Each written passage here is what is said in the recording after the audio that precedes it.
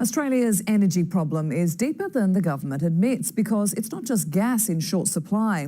9 News can reveal we're breaching an international agreement with our low levels of stockpiled liquid fuel.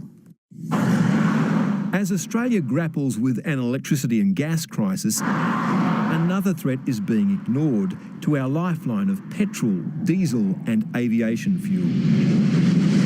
The challenge we face right now is the majority of our refined fuels come from North Asia, largely South Korea and Japan. 90% of the nation's liquid fuel is imported, much of it through the disputed South China Sea lanes, with only 49 days of supply stockpiled here. And that includes both stock holdings of liquid fuel on the ground and also what's coming in on ships. That puts Australia in breach of a global commitment. The International Energy Agency has told 9 News that Australia is currently the only member country not compliant with the obligation to hold an equivalent of 90 days of net imports. How big a threat do you think this is?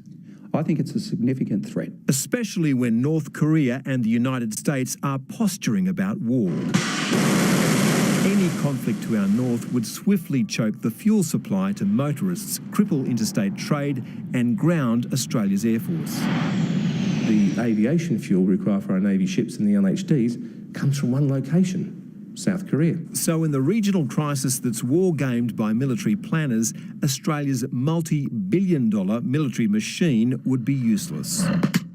Our Defence Forces would not be able to maintain operations for much longer than 3 weeks. The Energy Minister says the oil supply chain is diverse, flexible and robust, and the government will meet its commitment to a 90-day stockpile in 2026.